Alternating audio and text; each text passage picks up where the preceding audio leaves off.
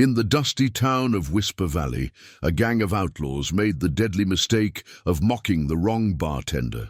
They couldn't have known that the quiet man polishing glasses had more notches on his gun than their entire gang combined, or that their cruel taunts would awaken a legend they thought long dead, the infamous Prairie Shadow. Before we jump back in, tell us where you're tuning in from, and if this story touches you, make sure you're subscribed. Because tomorrow, I've saved something extra special for you. The late afternoon sun cast long shadows through the windows of the Silver Star Saloon, catching dust motes that danced in the amber light. Nate Hawkins methodically polished a glass with practiced precision, his movements as measured and quiet as the man himself. "Nate, have you ever thought about taking a day off?" Emma Hawthorne asked, counting the night's earnings behind the bar. Her question earned her the slight upturn of his mouth that passed for a smile these days. "What would I do with a day off, Miss Emma?" His voice was soft, almost gentle, the kind that made folks lean in closer to hear. It was also the kind of voice that made them underestimate him, which suited Nate just fine. The saloon was quiet this afternoon, just old Walt Jenkins nursing his usual whiskey in the corner and Doc Green reading his medical journal at his regular table. The doc glanced up occasionally, his eyes meeting Nate's in that knowing way they had. Of all the people in Whisper Valley, only Doc Green knew why Nate's hands, now so careful with the delicate glassware, had once been feared throughout the Arizona Territory. The peaceful routine was interrupted by the jingle of spurs as Marshal Mallister pushed through the batwing doors, his weathered face creased with concern. "Afternoon, Emma, Nate." He nodded to them both, then made his way to the bar. "Got word from Cedar Ridge. Blackwood gang's been spotted heading this way." Nate's hands didn't pause in their work, but something flickered in his eyes, a shadow so brief anyone else might have missed it. Emma didn't miss much, though. She'd been running the Silver Star long enough to read men better than most. "Red Jack Blackwood?" she asked, her voice dropping. "Thought he and his bunch stayed up north near the railroad." "Times change," Mallister sighed, accepting the coffee Nate silently placed before him. "They hit 3 banks in the last month. Latest word says they're moving south, probably looking for easier targets now that the railroad's beefed up security." Doc Green had set aside his journal, listening intently. "How many in his gang now, Bob?" "5 that we know of," the marshal replied. "Blackwood, Clay Thorne, the Reed twins, and that young hothead Lucas Reeves. Mean bunch. They don't just rob, they make a show of it, like to humiliate folks before they kill them." Nate's hands finally stilled on the glass he was polishing. For just a moment, his fingers traced an old scar on his right palm, a habit none of them had ever mentioned, but all had noticed. "Whisper Valley's got nothing worth their trouble," Emma said firmly, as if speaking it would make it true. "They'll pass us by." "Maybe," Mallister agreed, but his eyes drifted to Nate. "Still, it might be wise to send word to Carson City, get some extra deputies out here just in case." "Takes 3 days for help to arrive from Carson City," Nate spoke softly, resuming his work. "If they're coming, they'll be here sooner than that." The marshal studied him for a long moment. "You seem mighty sure about that." "Just arithmetic, Marshal. Nothing more." But his words carried a weight that made the room feel suddenly smaller. Old Walt chose that moment to stumble to his feet, fishing in his pockets for coins. "Reckon I better head home 'fore dark." The clouds rolling in looked like rain. He nodded to Emma. "Put it on my tab, Miss Hawthorne." "Just like always, Walt," she smiled, making a note in her ledger as the old man shuffled out. Doc Green gathered his things as well. "Think I'll do the same. Nate, don't forget to pick up those medicines I ordered for your headaches. Came in on yesterday's stage." Nate nodded, though everyone in the room knew he hadn't suffered a headache in all the years they'd known him. It was just one of those little fictions they all maintained, like pretending not to notice how he always kept his right hand free when serving drinks, or how his eyes constantly scanned the room, even when it was empty. As the afternoon deepened, toward evening, Grace Alley appeared for her nightly performance, her red hair catching the last rays of sunlight as she sat up near the piano. Her voice, when she began to warm up, was sweet and clear, a touch of beauty in a town that often had too little of it. "Rider coming," Emma announced from her spot by the window. "Moving fast." Nate's hands remained steady as he arranged bottles on the shelf, but his stance shifted ever so slightly.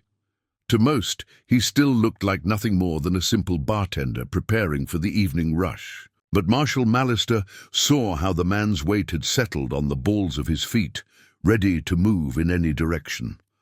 The sound of thundering hooves grew louder, then stopped abruptly outside the saloon. The bat-wing doors burst open, revealing a young ranch hand, his face flushed with exertion and fear. Marshal Mallister, they're coming! The Blackwood gang! They just shot up Cedar Ridge, killed the sheriff and his deputies. They're headed this way." In the sudden silence that followed, Nate carefully set down the bottle he was holding. His movements were still measured, still precise, but now they carried an entirely different quality, like a mountain lion uncoiling before a leap. "How far?" Mallister demanded. 2 hours, maybe less. They're moving fast and—" The ranch hand swallowed hard. "They're killing everyone in their path." Emma's hand went to her throat. "Mother of God! Get word to everyone," Mallister ordered. "Tell them to bar their doors and windows. Nobody on the streets after dark." He turned to Emma. "Might want to close up early tonight." "No!" Nate's quiet voice cut through the tension like a knife. "Keep the saloon open, just like any other night." They all turned to look at him, but his eyes were fixed on something distant, seeing perhaps not the bottle-lined shelves before him, but something from long ago. "Nate?" Emma's voice held a question. "Some folks need to learn," he said softly, "that the quietest rattler strikes the deepest. Preparing and narrating this story took us a lot of time, so if you are enjoying it, subscribe to our channel. It means a lot to us. Now back to the story. Evening crept into Whisper Valley like a thief, bringing with it an unseasonal chill that had nothing to do with the weather. The Silver Star Saloon maintained its usual appearance, but tension hung in the air as thick as tobacco smoke. Grace's usual songs seemed more melancholy than ever, her voice carrying notes of warning that everyone felt but nobody mentioned. Marshal Mallister had positioned himself by the window, occasionally glancing down the darkening street. The few patrons who remained hunched over their drinks, speaking in whispers as if afraid their voices might carry beyond the saloon walls. Even old Walt had sobered up enough to notice the change in atmosphere, his rheumy eyes darting between the door and Nate's steady presence behind the bar. "2 riders coming in from the south," Mallister announced, his hand instinctively moving to his gun belt. The saloon fell silent save for the soft clink of glasses as Nate continued his work. The riders turned out to be nothing more than traveling salesmen seeking shelter for the night, but their news brought no comfort. "Passed through Cedar Ridge this morning," the older of the 2 men said, hands shaking slightly as he lifted his whiskey. "Never seen anything like it. They didn't just rob the bank, they made examples of anyone who looked at them wrong. Sheriff Tanner—" He trailed off, taking another drink. "What about Sheriff Tanner?" Emma pressed, though her face suggested she didn't really want to know. "They made him watch while they shot his deputies. Then they tied him to his horse and—" The salesman couldn't finish. Doc Green, who had returned to the saloon despite the growing danger, spoke up from his corner. "How many dead?" "7 that I counted. Would have been more, but it seems they wanted to leave enough folks alive to spread the word about what happens when you stand up to the Blackwood gang." Nate's movements had slowed almost imperceptibly as he listened. To most, he appeared absorbed in his task of inventory, but Emma noticed how his right hand kept straying to a spot under the bar where she knew a shotgun had hung unused for the past 5 years. The younger salesman, trying to lighten the mood, attempted a joke. "Lucky for us, we've got a marshal here, right? Though I reckon even the law might want to think twice about facing Red Jack Blackwood. They say he's got 23 notches on his gun." A strange sound came from behind the bar, something between a scoff and a sigh. All eyes turned to Nate, who had paused in his work. "Something funny about that, bartender?" the young man asked, a slight edge to his voice. 23 notches, Nate said quietly, resuming his task. "Man who needs to count that high isn't much of a gunfighter." The salesman's face reddened. "What would you know about it? You're just—" "That's enough," Emma cut in sharply. "Nate, could you check the cellar? I think we're running low on that Kentucky bourbon." Nate nodded and moved toward the cellar door. As he passed Doc Green's table, the physician spoke in a voice only. Nate could hear, "Your old wound bothering you?" "Not yet," Nate replied softly. "But it will be softly. But it will be softly." Gray struck up another song, this one about a serpent in the garden, and Marshal Mallister moved to the bar. "Emma, a word." He glanced around before continuing in a low voice. "You should know I sent a rider to Carson City, but even if they send help immediately, they won't get here in time," Emma finished. "I know." She looked toward the cellar door. "Bob, about Nate," the marshal warned. "Some secrets are best left buried." But secrets, like corpses, had a way of rising to the surface. This became apparent when 3 local cowhands burst into the saloon, their faces pale with fear. "Found Jimmy Carter's body out by Broken Spoke Creek," one of them reported breathlessly. "Shot clean through the head, execution style. His horse was still saddled, hadn't been dead for more than an hour." The news hit the room like a physical blow. Jimmy Carter was just a kid, barely 17, who helped his uncle run the general store. "They're closer than we thought," Mallister grimaced. "Emma, maybe now's the time to—" The sound of shattering glass cut through the air as the young salesman dropped his bottle. But it wasn't the noise that silenced the room. It was what followed. From somewhere in the darkness outside came the distant but unmistakable sound of gunfire, followed by screams. Nate emerged from the cellar, his face impossible to read, but there was something different about him now. Something in the way he moved, as if the quiet bartender was slowly falling away like an ill-fitting coat.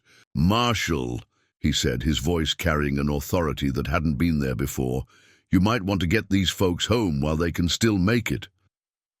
Mallister studied him for a long moment, then nodded. "All right, everyone out. Head straight home. Bar your doors." He turned to Emma. "You too." "You? This is my saloon," she started to protest, but Nate interrupted. "Please, Miss Emma, for once, don't argue." Something in his tone made her pause. She'd never heard him speak that way before, like a man who knew exactly what was coming and had seen it all before. As the patrons hurriedly filed out, Doc Green lingered. "Need any help?" "Best get your medical bag ready, Doc," Nate replied, beginning to move bottles from the top shelf to below the bar. "Something tells me you'll need it before morning."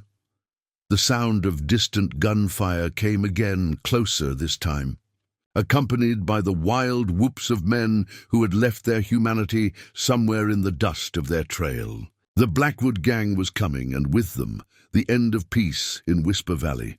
As Emma finally allowed herself to be led out by Marshal Mallister, she looked back at Nate. He stood behind his bar, as he had countless times before, but now she saw what she'd been blind to all these years.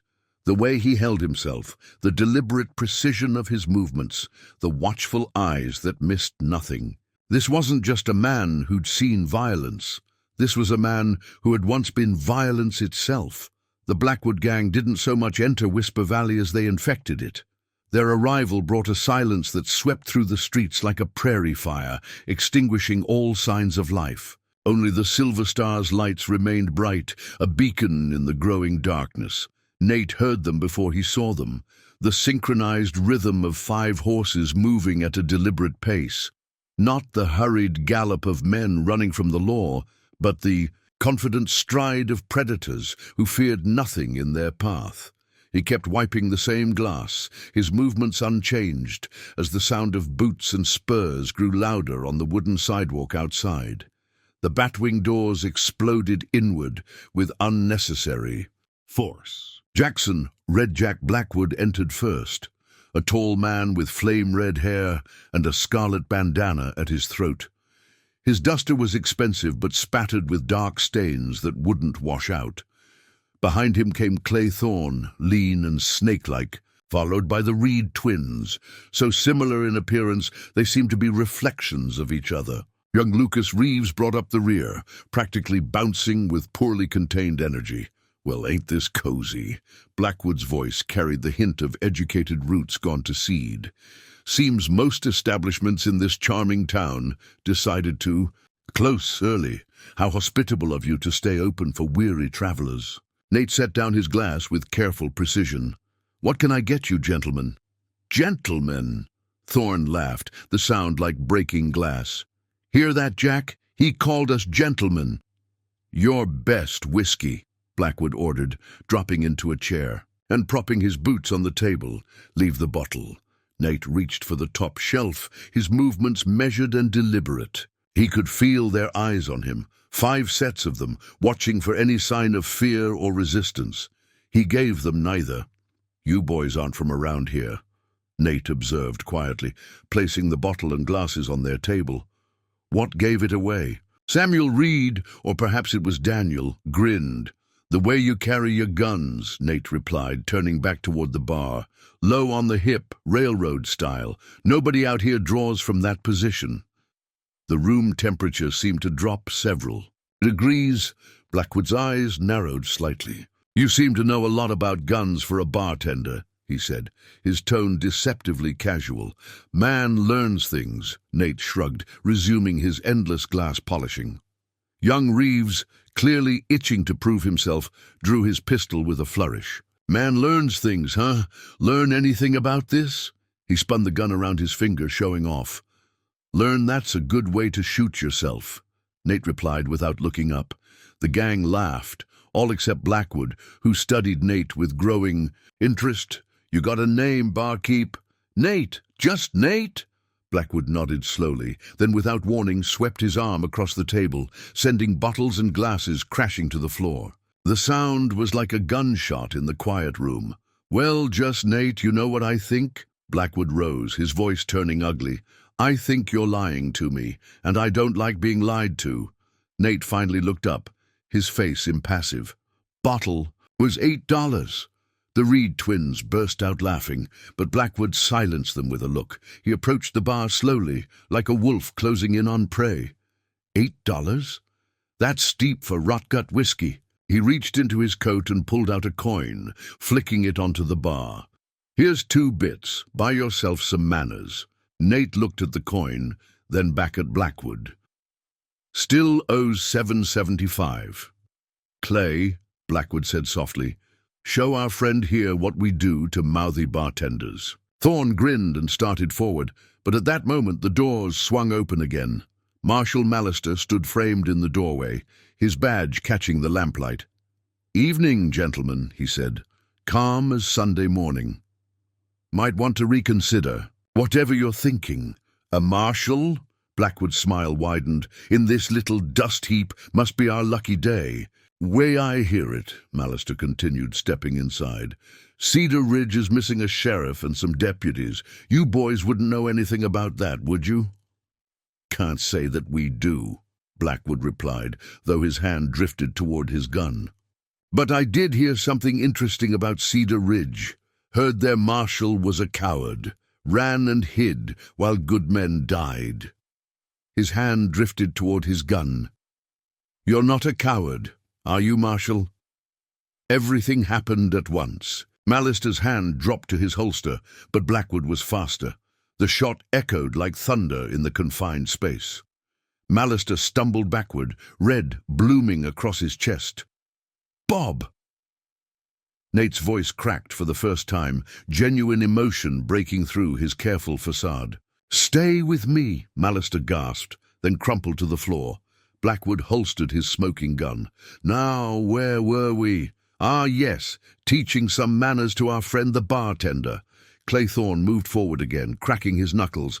But this time something had changed in Nate's demeanor.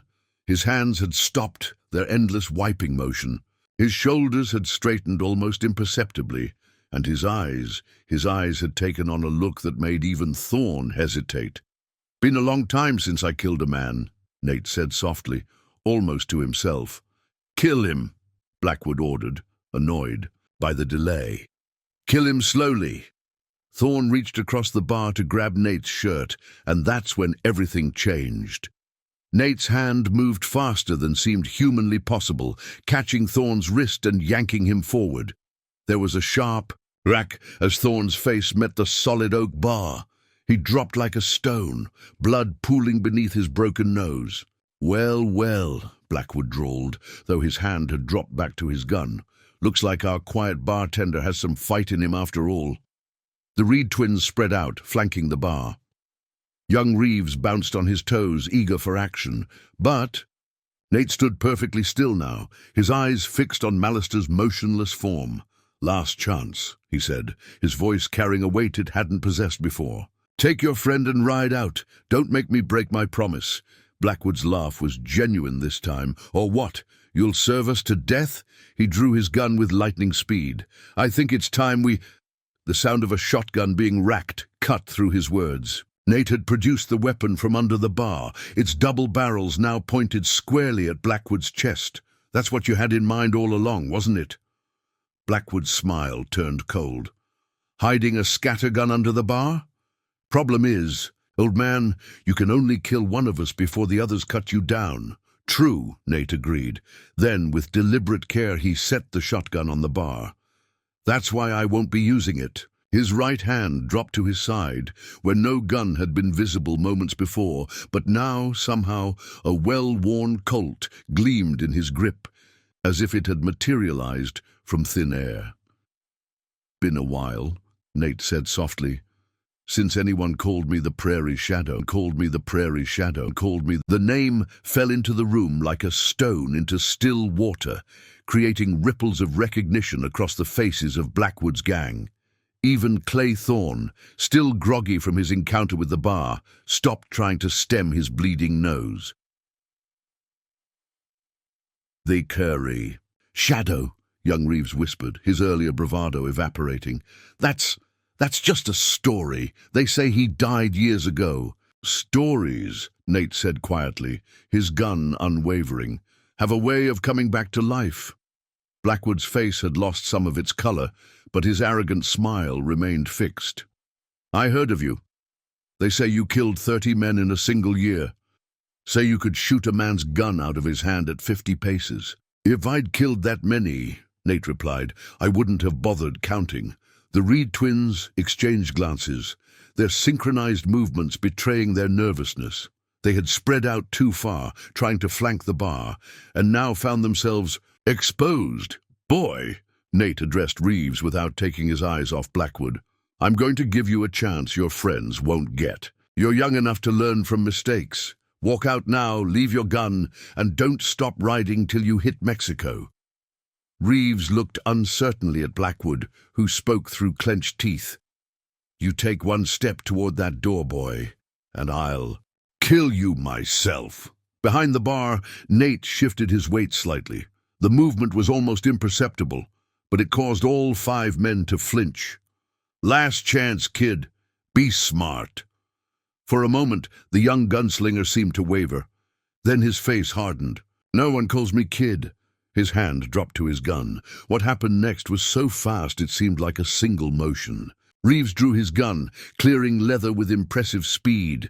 But Nate was faster, impossibly faster. His first shot took Reeves's gun hand, spinning the weapon away in a spray of blood.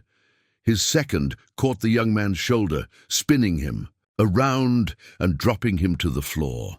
The Reed twins drew in perfect unison, their movements mirror images of each other. Nate's gun seemed to speak twice more, without him even looking in their direction.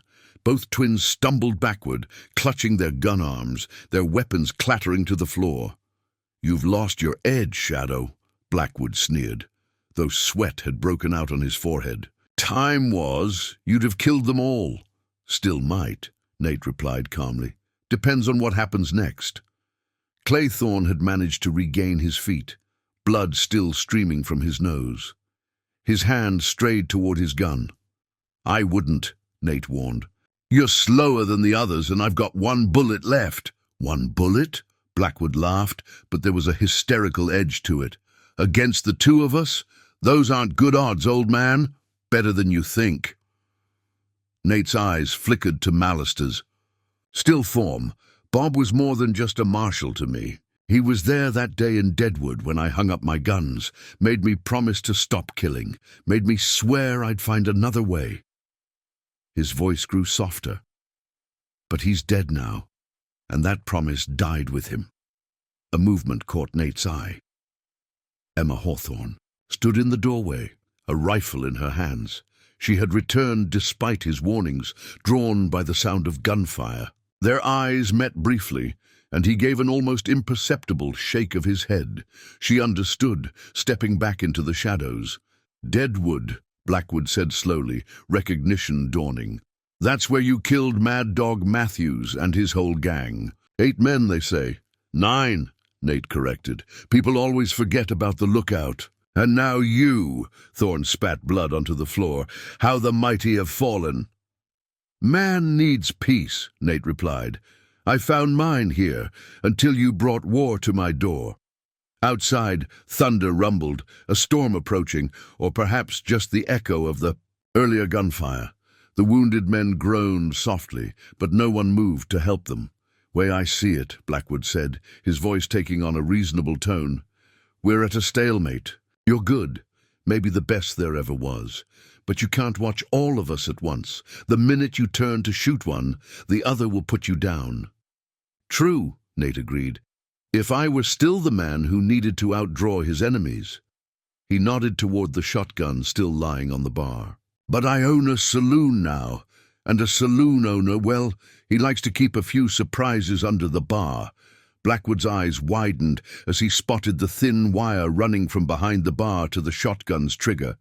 Nate's boot was resting on something, a pedal probably salvaged from an old piano. First man to draw, Nate explained quietly, gets both barrels, won't even need to aim. After that he shrugged. Like you said, one bullet left. The silence in the room was absolute. Even the wounded had stopped their moaning, sensing the tension building toward its breaking point. You're bluffing, Thorne growled, but his hand had moved away from his gun. Maybe, Nate agreed. Question is, who wants to find out first? A drop of sweat rolled down Blackwood's temple. His fingers twitched near his gun, but he didn't draw. The legend of the prairie shadow had grown over the years, but the reality standing before them was somehow more terrifying than the stories. We could still work this out, Blackwood said, forcing a smile. Way I hear it, you used to ride with some pretty rough men yourself.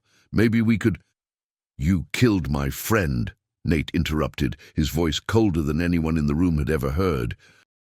There's only one way this works out now. Behind them, Doc Green had silently entered through the back door and was checking Mallister's pulse.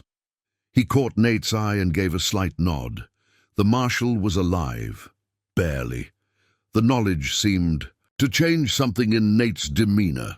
When he spoke again, his voice carried an edge of finality. I've spent 5 years serving drinks to good men and bad, listening to their stories, watching their habits, learning how each man draws, how each man thinks.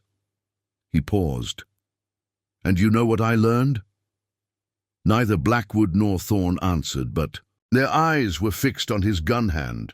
I learned that the quiet ones, Nate's finger tightened imperceptibly on the trigger, are always the most dangerous. Thunder rolled outside as Doc Green worked frantically to save Marshal Mallister's life. The wounded Reed twins huddled in a corner, while young Reeves lay unconscious, his bleeding slowed by a makeshift tourniquet. The standoff between Nate, Blackwood, and Thorne had stretched into a deadly silence. You know, Blackwood said, his voice unnaturally calm, I heard another story about the prairie shadow. They say you disappeared after Deadwood because of a woman. That true? Something flickered in Nate's eyes, a shadow of old pain. You talk too much. Hit a nerve, did I? Blackwood's smile widened. They say she died. Say you weren't fast enough to save her. Jack, Thorne warned, seeing something change in Nate's expression. Sarah, Nate said softly, the name falling from his lips like a prayer. Her name was Sarah. Emma, still watching from the shadows near the door, saw Nate's hands tremble slightly, the first sign of emotion he had shown all night. Ah, so it is true, Blackwood pressed his advantage. The great prairie shadow brought low by a woman's death. Tell me, did she die quick or— The shotgun roared, its double blast deafening in the confined space. Blackwood and Thorne dove in opposite directions as splinters exploded from the wall behind where they had been standing. Nate's boot had pressed the pedal, but he hadn't aimed to kill, only to scatter them. That was your surprise under the bar. Blackwood laughed, rolling to his feet. Now what? Now, Nate said quietly, we do this the old way. His gun seemed to materialize in his hand again, but this time Blackwood was ready. Both men fired simultaneously. Nate's bullet took Blackwood's hat off, while Blackwood's shot creased Nate's shoulder, tearing his shirt and drawing blood. First blood to me, Blackwood grinned, but his smile faded as he saw Nate hadn't even flinched. You know why they called me the Prairie Shadow? Nate asked, his voice carrying across the suddenly silent room. Wasn't for the obvious reasons. Wasn't because I was quiet or fast or deadly, though I was all those things. He stepped out from behind the bar for the first time, his movements liquid smooth despite his wound. It was because of what Marshal Mallister taught me back when. He was just Deputy Bob, and I was just another angry kid with a fast gun. Shut up and fight, Blackwood snarled, but his voice shook slightly. Bob taught me that a man's shadow is always with him, but you only see it when there's light. Nate took another step forward. He taught me that every killer, every murderer, every man who thinks his gun makes him important, they all cast shadows too. And if you watch those shadows long enough— His gun barked once more, and Thorne screamed. His hidden derringer, half drawn from his boot, clattered across the floor. You can see what they're going to do before they do it. Impossible, Thorne gasped, clutching his bleeding hand. 5 years, Nate continued, his eyes never leaving Blackwood. 5 years I've watched men draw their guns in this saloon, watched their shoulders tense, their weight shift, their shadows move across the floor. 1,000 little tells that say when a man's about to kill. Fascinating lesson, Blackwood sneered, though he had gone pale. Why did you become a bartender? To study your prey? For the first time, real emotion crept into Nate's voice. I became a bartender because Bob showed me there was more to life than killing. He taught me that a man's worth isn't measured by his speed with a gun or the notches on his belt. He taught me about peace. Peace? Blackwood laughed harshly. Peace is for cowards. Peace is for— Peace, Nate cut him off, is for men who've seen enough death to know its true cost. Bob taught me that. Sarah taught me that. And for 5 years I lived it. Until now, Blackwood said softly. Until now, Nate agreed. Until now. Doc Green's voice cut through the tension. I've got the bleeding stopped, but he needs proper care and soon. You hear that? Nate's voice hardened. The man you shot, the man who taught me everything I know about being human instead of just being a killer, he's still alive, which means my promise to him still holds. Something like hope flickered across Blackwood's face. So you won't— But here's what Bob never understood, Nate continued, as if Blackwood hadn't spoken. Sometimes a man has to break a promise to keep a bigger one. Sometimes peace can only be protected by men willing to do violence. Thunder crashed again, closer now, and rain began to patter against the windows. In that moment, Emma saw the transformation complete, saw the quiet bartender she'd known for 5 years become something else entirely. The Prairie Shadow no longer seemed like just a legend. I know what you're thinking, Nate said softly. You're thinking that even if I am who I say I am, it's been 5 years. You're thinking maybe I've lost my edge, gotten soft serving drinks to cowboys and settlers. His gun disappeared into its holster, a holster that somehow seemed more visible, now as if it had always been there, waiting. You're thinking, he continued, that you're still faster than some washed-up legend, that the stories about me were just that. Stories. He paused. Weren't they? No, Nate said simply. They weren't stories. They were warnings. Lightning flashed outside, illuminating the room in stark white. In that frozen moment, Emma saw them all like figures in a photograph. Blackwood coiled to strike, Thorn bleeding on the floor, the Reed twins huddled in their corner, Doc Green working desperately over Mallister's still form, and Nate stood like a man who had finally stopped pretending to be something he wasn't. The shadow had returned. Last chance, he said quietly. Surrender. Face the law. Live to see another sunrise. Blackwood's smile was terrible to behold. You. No, I won't. No, Nate agreed, his voice heavy with certainty. You won't. The rain drummed against the saloon windows, nature's own percussion for the deadly dance about to unfold. Lightning flickered again, and in its stark illumination, Nate's shadow stretched across the floor, long and dark, like the reputation that had followed him all these years. Before this goes any further, Nate said, his voice carrying the weight of experience, there's something you should know about watching men die. Blackwood's eyebrows rose slightly. And what's that? It changes you, every time. Each death leaves a mark that can't be washed away. Nate's eyes drifted to the wounded men around the room. That's another thing Bob taught me. Why he made me swear to find another way. Touching, Blackwood sneered, but his eyes betrayed his unease. Is this how the great prairie shadow fights now? By talking his enemies to death? No, Nate replied calmly. This is how he gives them a chance to live. His gaze swept the room. All of you, listen carefully, because these next few minutes will determine who walks out of here. Emma, still by the door, saw something she'd never witnessed before. Nate was teaching, just as Marshal Mallister had once taught him, but his lesson was painted in shades of survival and death. Most men, Nate continued, think gunfighting is about who can draw fastest, shoot straightest. He shook his head slowly. But it's about reading, about knowing. As if to demonstrate, his hand moved like lightning, drawing and firing in one fluid motion. The bullet knocked Thorn's second hidden gun, this one from his sleeve, across the floor, before the man could fully produce it. Like knowing when a man's about to do something stupid, Nate added quietly. Thorn cursed, clutching his newly bleeding hand.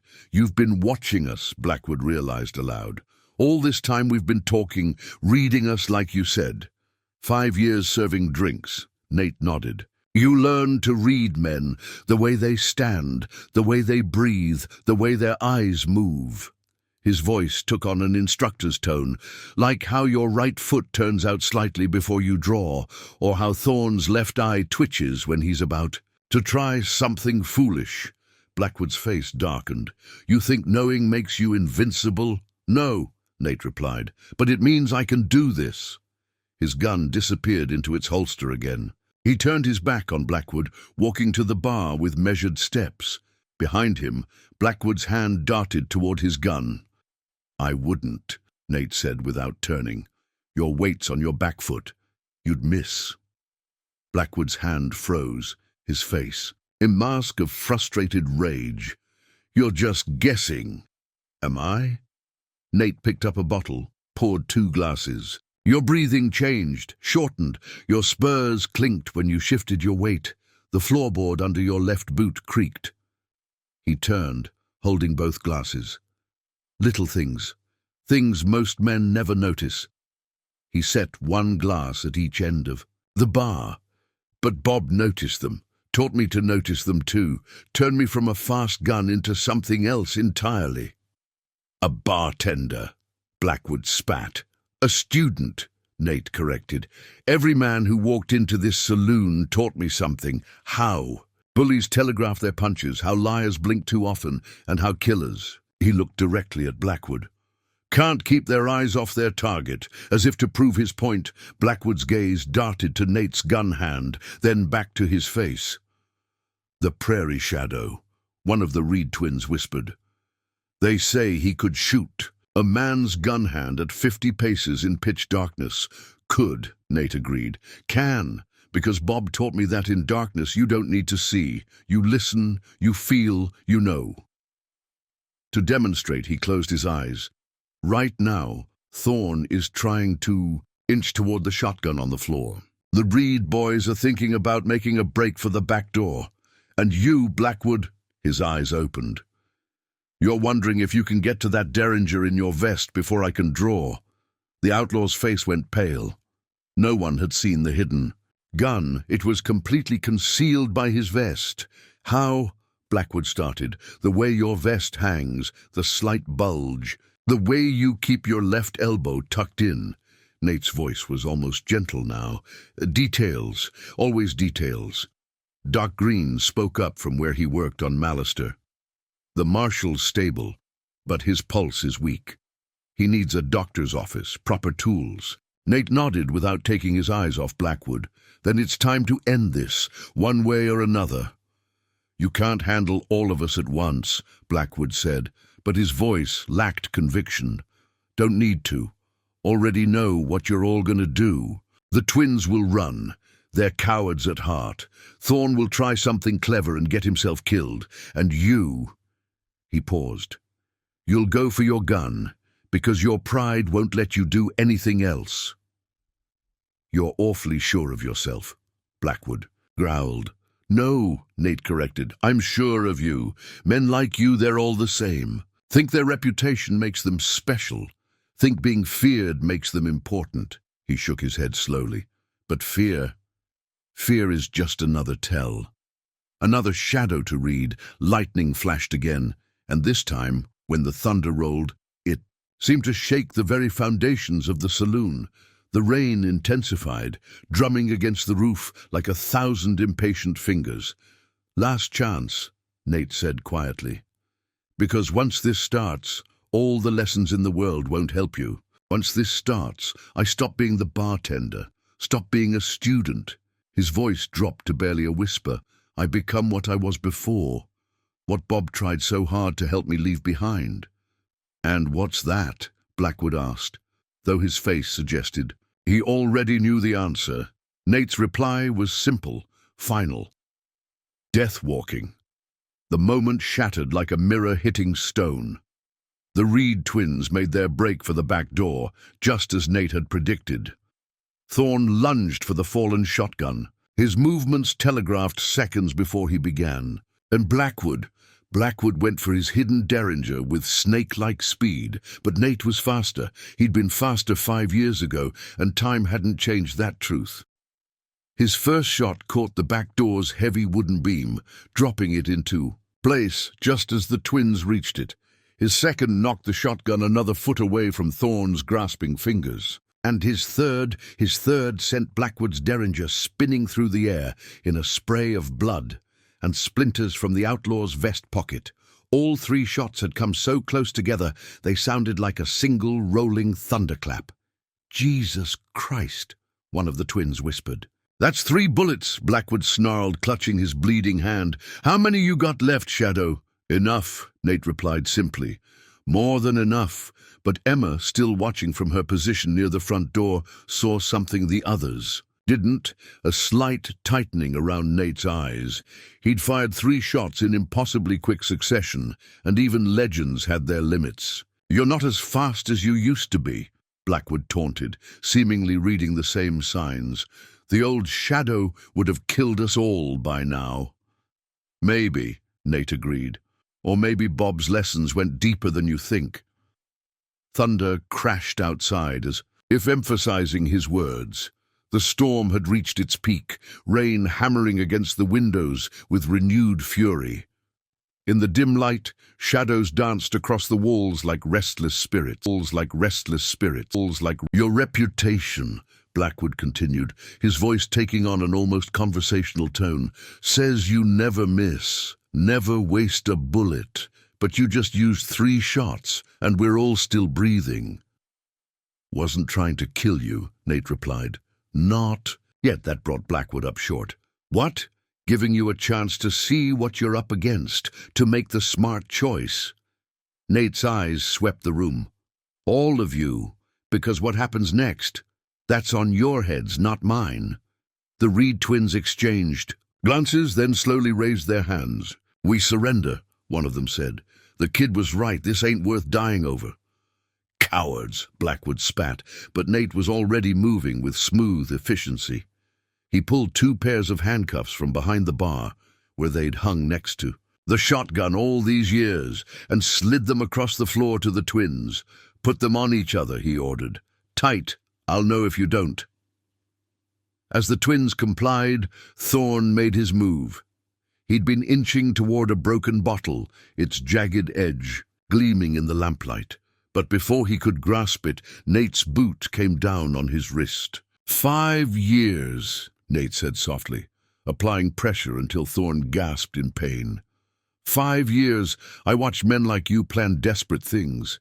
Saw it in their eyes, their hands, the way they looked at broken glass or empty bottles. He increased the pressure slightly. Amazing what a man learns tending bar. You're enjoying this, Blackwood accused. All that talk about peace, about Bob's lessons, you're loving every minute of being the shadow again.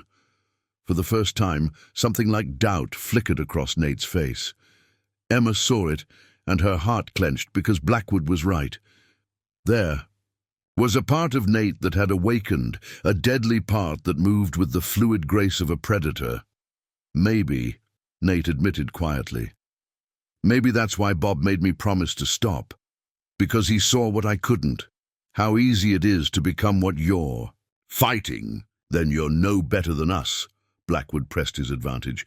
Just another killer with a fancy name. No, the word came not from Nate, but from Doc Green. The physician looked up from tending Mallister, his hands bloody but his eyes clear. You're wrong about him, dead wrong.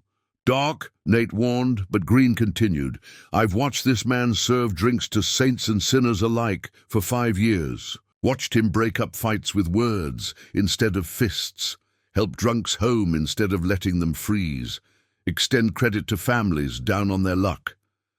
The doctor's voice grew stronger. That's not a killer wearing a bartender's mask. That's a good man wearing the Shadow's gun. The words seemed to hang in the air, heavy with truth. Even Blackwood appeared momentarily at a loss. Cuff him, Nate ordered Thorne, tossing another pair of handcuffs. Behind his back. You try anything clever, and I'll show you just how much of the shadow is still in me. Thorne, his wrist still aching from Nate's boot, complied with shaking hands. The Reed twins sat quietly in their corner, their own cuffs glinting in the lamplight. You really think this ends with us behind bars? Blackwood laughed as the cuffs clicked shut. The minute word gets out that the prairie shadow is alive, every gunslinger from here to Texas will come looking for you. Your quiet life, your peace. It's over? Maybe, Nate agreed. But right now all I care about is getting Bob to a doctor. The rest, he shrugged, the rest is tomorrow's problem. Then you're a fool, Blackwood sneered, because tomorrow's problems have a way of showing up today. As if on cue, hoofbeats thundered outside the saloon, many hoofbeats growing louder by the second. Ah, Blackwood's smile was terrible to behold, right on time. Nate's expression didn't change, but his grip tightened almost imperceptibly on his gun. Emma, he called softly, get Doc and Bob out the back. Now. Nate. Emma started to protest, but he cut her off. The rest of Blackwood's gang, he said quietly. The ones who weren't with him in Cedar Ridge, the ones I should have known were coming. His eyes met hers. Get them out, please. The hoofbeats stopped outside. Bootsteps approached the saloon doors, accompanied by the jingle of spurs, and The metallic click of weapons being readied. Well, Shadow, Blackwood's smile widened. Still think you can read every man's intentions? No, Nate replied, moving to stand between the approaching footsteps and his wounded friend. But I can read yours, and I know what's coming through that door isn't near as dangerous as what's already inside. Lightning flashed once more, and in its brilliant glare, the prairie shadow's silhouette seemed to grow, spreading across the floor like a promise, or a warning. The saloon doors creaked open slowly, deliberately. Through the gap came the gleam of gun barrels, maybe 10 of them. The storm's fury painted everything in shades of shadow and lightning, turning the armed men into looming silhouettes.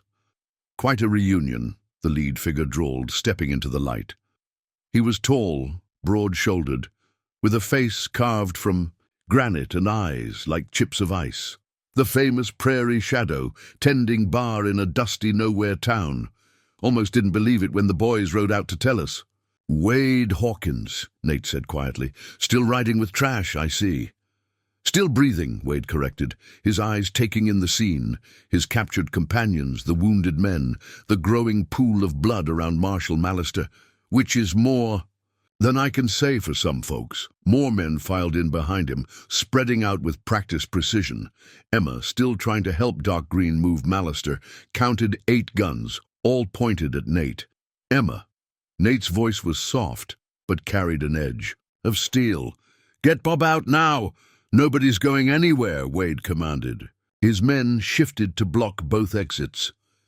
Not until we settle some old business, Blackwood, still handcuffed, laughed from his position on the floor. Told you there'd be complications, Shadow. Wade's been running what's left of the Matthews gang. Since you killed the old mad dog, Deadwood, Wade nodded. Been a long time since anyone spoke that name, but some debts don't fade with time. Nate's gun hadn't moved, still trained on Blackwood, but his eyes scanned the room, reading angles, distances, shadows.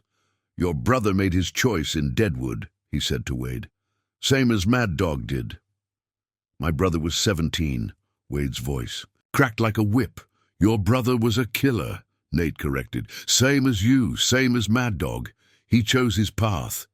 Lightning flashed again, illuminating the hatred in Wade's eyes. And you chose to gun him down, shot him in the back while he was running. No. Nate's denial was flat, absolute. I shot him in the front while he was drawing on a woman and her child. I saw his eyes when he died. He knew what he was doing, just like you know what you're doing now. The tension in the room ratcheted up another notch. Doc Green had managed to get Mallister into a sitting position against the wall, but the marshal's breathing was labored. 8 guns, Wade said softly, 8 experienced killers against one washed-up legend playing bartender. How do you like those odds, Shadow? Better than you'd think. Nate's voice remained steady. Because I've been watching your men since they walked in. The one by the window is favoring his right leg. Old injury, probably slows his draw. The 2 by the bar are standing too close together. They'll get in each other's way. The one behind you is scared, his gun hands shaking so bad he's likely to shoot one of his own. Wade's eyes narrowed. You always talk too much. Part of being a bartender, Nate replied. You learn to read people, learn their habits, their fears. Like how your left eye twitches when you're about to draw, just like it did in Deadwood, just before your brother died. The words hit Wade like physical blows. His face contorted with rage. Kill him, he roared. Kill him now! What happened next seemed to unfold in slow motion, yet was over in seconds. Nate moved like liquid shadow, his gun barking 3 times before anyone could react. The first shot took out the lamp above Wade's head, plunging half the room into darkness. The second caught the floorboard at the feet of the 2 men by the bar, sending them stumbling into each other. The third hit the window behind the injured gunman, making him duck instinctively. In the confusion, Nate rolled behind an overturned table as guns blazed, bullets splintered wood and shattered bottles, filling the air with the smell of gunpowder. And spilled whiskey. "Get Bob out," Nate shouted to Emma over the chaos. "Doc, go with him." Emma and Green half-carried, half-dragged Mallister toward the back door as Wade's men tried to adjust to the darkness. "Spread out," Wade commanded. "He's just one man." One man who knows this room better than he knows himself. Nate's voice seemed to come from everywhere and nowhere. One man who spent 5 years memorizing every creak in these floorboards, every shadow cast by these lamps, every angle bullets can travel. A shot rang out, and one of Wade's men screamed, his gun hand suddenly useless. One man, Nate continued, who's had 5 years to prepare for exactly this kind of night. Another shot, another cry of pain. Wade's men were shooting at shadows now, at movements glimpsed in lightning flashes, at the ghost of a legend who seemed to be everywhere at once. "You're just proving what I always said," Wade shouted into the darkness. "You're a killer, Shadow. A cold-blooded murderer hiding behind fancy words and a bartender's apron." "No." Nate's voice was closer now. "I'm what Bob taught me to be, a man who chooses his battles. And right now, I'm choosing to give your men a chance to walk away." One of Wade's gunmen suddenly bolted for the door, then another. In the storm's flickering light, their fear was plain to see. "Cowards!" Wade roared. "Stand and fight!" "They're not cowards," Nate said quietly. "They're smart. They figured out what you haven't, that there's a difference between being willing to kill and being willing to die." Only 3 of Wade's men remained now, plus Wade himself. Blackwood watched it all with a mixture of fury and fascination, his earlier bravado replaced by something like awe. "Come on, Shadow," Wade challenged, spinning in place, trying to locate his target. "Face me like a man, or are you just going to hide in the dark like the coward who shot my brother?" "I didn't hide then," Nate's voice came from directly behind him, "and I'm not hiding now." Wade whirled, his gun coming up, but he was far too late. The prairie shadow stood less than 3 feet away, his weapon already leveled. "Your brother died trying to murder innocents," Nate said softly. "Is that really the legacy you want to die for?" Lightning flashed one final time, illuminating them both in stark relief. Wade with hatred twisting his features, Nate with the calm certainty of a man who had made peace with violence long ago. And in that frozen moment, Wade's left eye twitched. The shot came not from Wade, but from behind. One of his remaining men had circled around in the chaos. Nate felt the bullet tear through his left shoulder, spinning him sideways. His own shot at Wade went wide, shattering a mirror behind the bar. "Not so legendary now, are you?" Wade laughed, regaining his confidence as Nate stumbled against a table.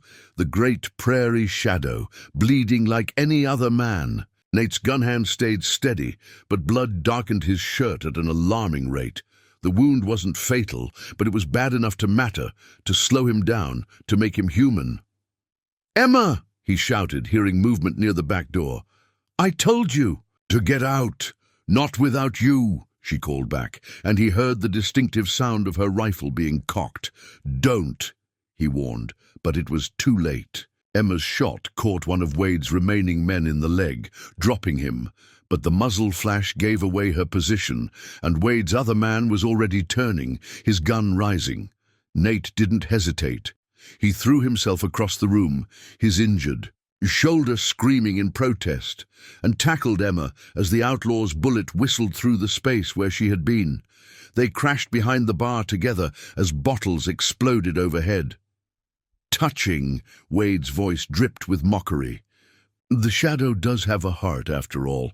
Makes me wonder." A pause, then, "Bring the marshal back in here."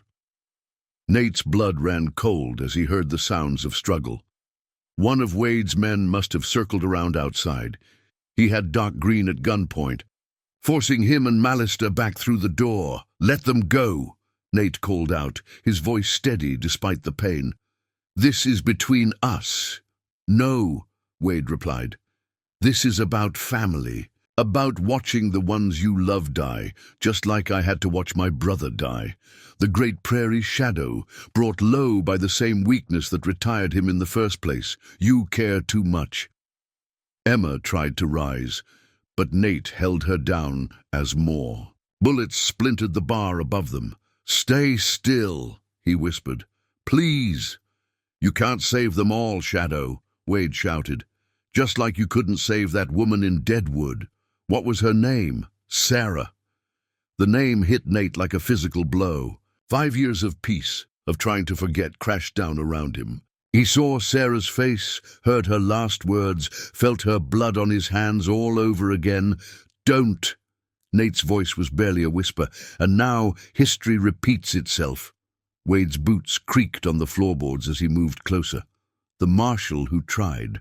To save your soul, the woman who gave you a chance at a new life, the doctor who kept your secrets. Which one should die first? Emma's hand found Nate in the darkness behind the bar. "Whatever happens," she whispered, "you gave us 5 years of peace. That's worth something." But Nate barely heard her. His mind was racing backward through time to that night in Deadwood when it had all gone wrong, when he'd been too confident, too sure of himself, too convinced that his reputation would keep Sarah safe. "I can't," he started, his voice cracking. "Can't what?" Wade taunted. "Can't save them. Can't bear to watch them die, or can't admit that everything Bob taught you about peace was a lie." The storm outside had begun to fade, the thunder growing more distant. In the relative quiet, Nate could hear Mallister's labored breathing, Doc Green's attempts to keep him steady, Emma's heart pounding next to him. "You know what your problem is, Shadow," Wade continued. "You never understood what this life really means. It's not about being the fastest or the deadliest. It's about being willing to do whatever it takes, to sacrifice anyone and anything to win."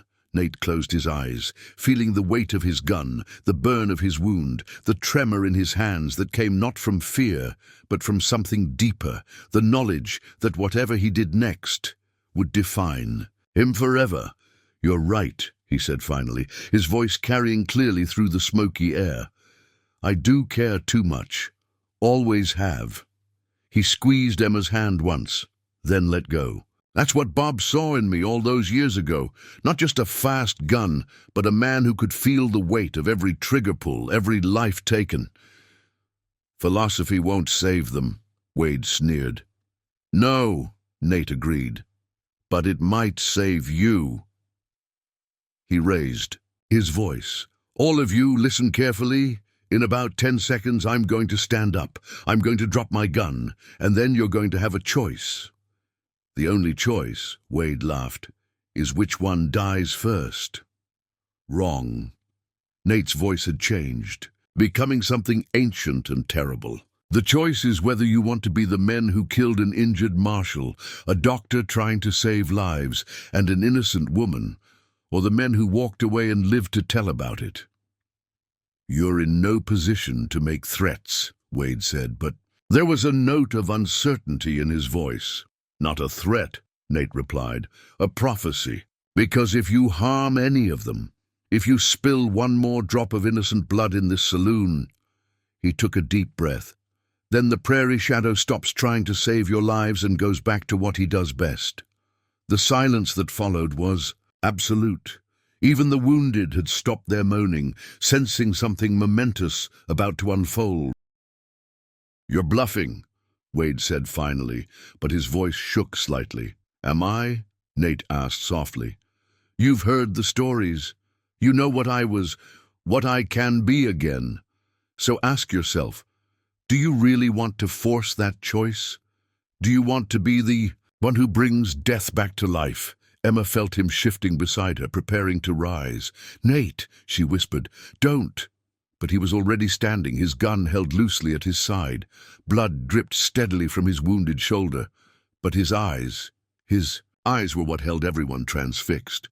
They were no longer the eyes of a bartender or even of a legendary gunfighter. They were the eyes of a man looking into an abyss and choosing to step forward anyway. Time seemed to crystallize in the smoke-filled saloon.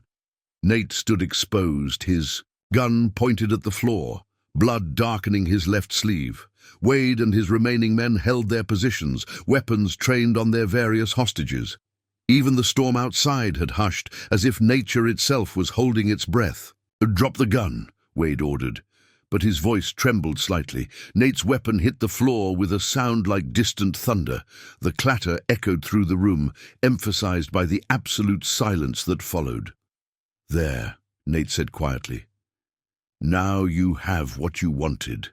The prairie shadow, unarmed and bleeding, his eyes found Wade's across the room. "Question is, what are you going to do about it?"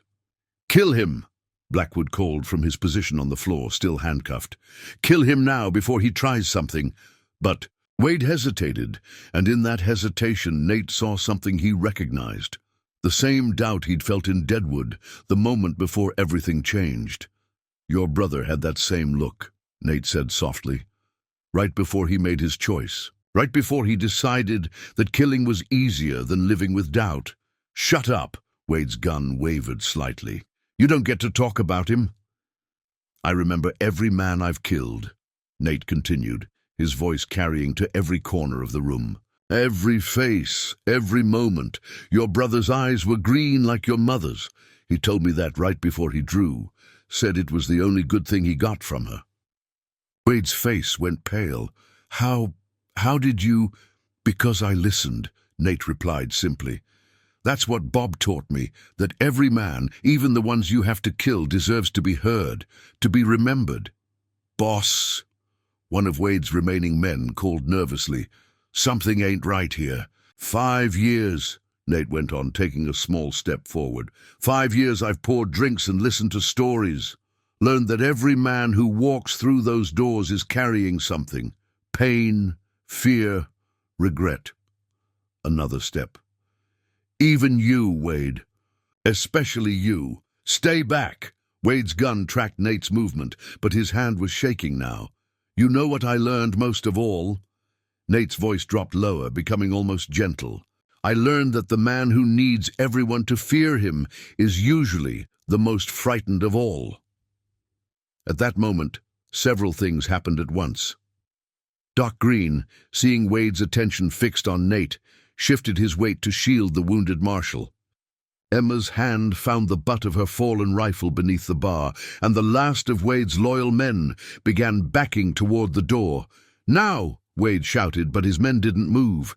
They had seen something in Nate's eyes that scared them more than their leader's wrath. "They're not going to shoot," Nate said with quiet certainty, "because they finally understand what Bob taught me years ago, that there's a difference between being a killer and being a murderer. They'll shoot if I tell them to shoot." Wade's voice rose to a desperate pitch. "No," Nate shook his head slowly. "They won't, because they can feel it, what's coming. What happens if they cross that line?" He took another step forward. "You feel it too, don't you, Wade? That voice in your head telling you this isn't what your brother would have wanted. You don't know what he wanted." Wade's finger tightened. "On the trigger." "He forced my hand," Nate corrected gently. "Just like you're trying to force it now. But ask yourself, is this really about your brother, or is it about you trying to live up to a legacy of violence that never brought anyone?" "Peace." Wade's gun barrel dipped slightly, uncertainty warring with rage on his face. Behind him, his last 2 men exchanged glances and began moving slowly toward the exit. "You can still walk away," Nate continued, close enough now that Wade's gun nearly touched his chest. "Can still choose a different path. That's what Bob taught me, that it's never too late to change." "Boss," one of the remaining outlaws called from the doorway, "we're leaving. This ain't worth dying for." "Cowards." Wade's shout was ragged. "All of you! The great prairie shadow is right in front of us, unarmed, and you're running?" "No." Nate's voice was barely a whisper now. "They're not running. They're living, something your brother never got the chance to learn." Wade's gun pressed against Nate's chest, right over his heart. "I could kill you right now. End the legend once and for all." "Could," Nate agreed, "but you won't. Because you finally figured out what I learned 5 years ago, that pulling a trigger is easy. Living with it afterward, that's the hard part." For a long moment, the only sound was the fading storm and Wade's ragged breathing. Then slowly, incredibly, his gun barrel began to lower. "What are you doing?" Blackwood demanded from the floor. "Kill him! Kill all of them!" But Wade wasn't listening anymore. His eyes were fixed on Nate's, seeing perhaps for the first time what his brother had seen in those final moments. Not a legend, not a killer, but a man who carried the weight of every life he'd taken. "My brother," Wade said hoarsely. "He really did draw first?" "Yes," Nate replied softly.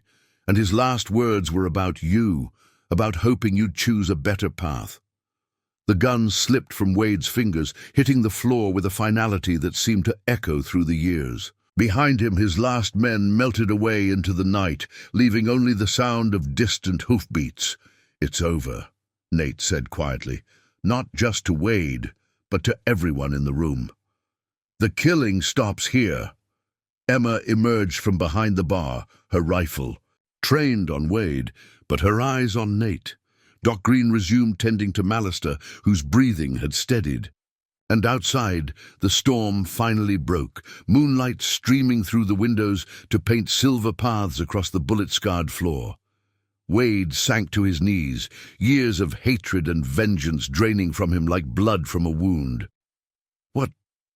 What happens now?" Nate's reply was interrupted by a weak voice from the corner. "Now," Marshal Mallister said, struggling to sit up, "we all learn to live with our choices, just like I taught him to do all those years ago." The prairie shadow looked at his old friend, then at the woman who had given him a chance at a new life, then finally at the man who had come to kill him but found redemption instead. "No," he corrected gently. "Now we learn to live with our choices." Together, dawn broke over Whisper Valley, painting the sky in shades of gold and promise. The Silver Star Saloon bore the scars of the night's violence. Bullet holes in the walls, broken glass glinting on the floor, bloodstains that would never quite wash away. But it still stood, much like the man who had defended it. Nate worked, methodically behind the bar, his left arm in a sling, cleaning glasses just as he had done every morning for the past 5 years. The routine was the same, but something had changed, not just in him, but in the very air of the place. "You don't have to do that now," Emma said softly, watching him from the doorway. "Doc Green said you need rest." "Rest can wait," Nate replied, not looking up. "Some things need to be put right first." Through the window they could see Marshal Mallister being tended to in Doc Green's office across the street. The lawman would live, though he'd carry another scar to add to his collection. In the jail next door, Wade and his surviving men sat, quietly in their cells, their fighting spirits broken not by violence, but by understanding. "Words already spreading," Emma continued, moving to help him despite his protests, "about what happened here, about who you really are." "Who I was," Nate corrected gently. "The prairie shadow died last night, along with a lot of old ghosts." "Did he?" Emma's voice carried a hint of doubt. "Those men who ran, they'll talk. More will come looking to make a name for themselves." Nate finally stopped his work, looking at her directly. "Let them come. They'll find what those before them. Found. Just a bartender who listens more than he shoots." The morning light caught the silver in his hair, the new lines around his eyes. He looked both older and younger somehow, as if a great weight had been lifted even as a new one settled in its place. "You're really going to stay?" Emma asked, hope warring with concern in her voice. "Even after all this?" "5 years ago," Nate said slowly, "Bob Mallister found me in Deadwood, drowning in guilt and whiskey after Sarah's death. He could have drawn on me, tried to bring in what was left of the prairie shadow. Instead, he sat down and ordered a drink, talked to me about peace, about choices, about the difference between living and just surviving." He touched the scar on his shoulder, still fresh and painful. "Last night, I finally understood what he was trying to teach me. It's not about hanging up your guns or pretending the past never happened. It's about choosing who you want to be, every single day. The door creaked open and old Walt shuffled in, right on time for his morning drink. He paused, taking in the destruction, then smiled toothlessly. "Heard there was some excitement last night," he said, settling onto his usual stool. "Sorry I missed it." Nate's lips twitched in what might have been a smile as he poured the old man his usual. Some things at least hadn't changed, towns already. "Talking about rebuilding," Emma said, watching Walt take his first sip. "Marshal Mallister says he'll recommend a commendation for how you handled things. Without killing anyone, I mean." Bob always did believe in redemption. Nate nodded. Even for men like Wade. Maybe especially for men like Wade. Through the window, they could see people beginning to emerge from their homes, life returning to Whisper Valley. Children played in the street, women hung laundry, men nodded respectfully as they passed the saloon. But there was something different in how they looked at the Silver Star now, not fear exactly, but awareness, understanding. "You know," Emma said thoughtfully, "I always wondered why you chose this place. Why here, of all the towns you could have disappeared to?" Nate was quiet for a long moment, his hands moving automatically through their familiar routine. "Because it was quiet," he said finally. "Because it needed someone to tend the bar and listen to stories. Because—" He paused, looking around at the bullet-scarred walls, the broken bottles, the first rays of sun, painting everything in new light. Because some places, like some people, deserve a second chance. The door opened again, and Doc Green entered, looking exhausted but satisfied. "Marshall's going to make it," he announced. "Says he wants to talk to you, Nate, about the future." "Future's right here," Nate replied, gesturing to the saloon around them. "Always was." As if to emphasize his point, he reached up and removed the shotgun from its hiding place behind the bar. Everyone watched as he unloaded it, then placed it carefully in a box with his gun belt. "Won't you need those?" Emma asked softly. "If others come looking for the shadow?" "No," Nate shook his head, "because they won't find him.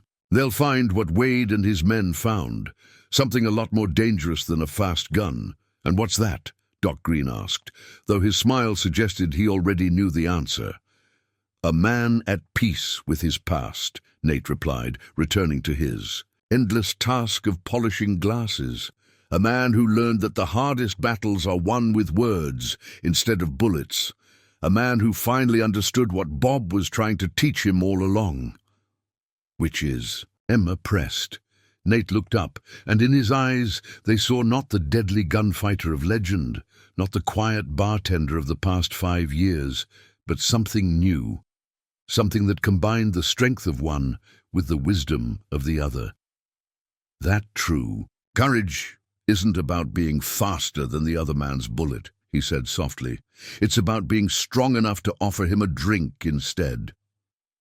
Outside, the sun climbed higher, burning away the last shadows of night. Whisper Valley stirred to life around them, forever changed but somehow stronger for it. And in the Silver Star Saloon, a bartender who had once been a legend continued his work, one glass at a time, at peace with who he had been and who he had chosen to become. The prairie shadow was gone, but something better had taken his place, a man who had learned that the greatest victories are won not with a gun, but with understanding. A man who had finally found his true calling, not in dealing death, but in pouring hope, one drink at a time, in a dusty saloon where legends could rest and ordinary men could find redemption. Up next, you've got 2 more standout stories right on your screen. If this one hit the mark, you won't want to pass these up. Just click and check them out. And don't forget to subscribe and turn on the notification bell so you don't miss any upload from us.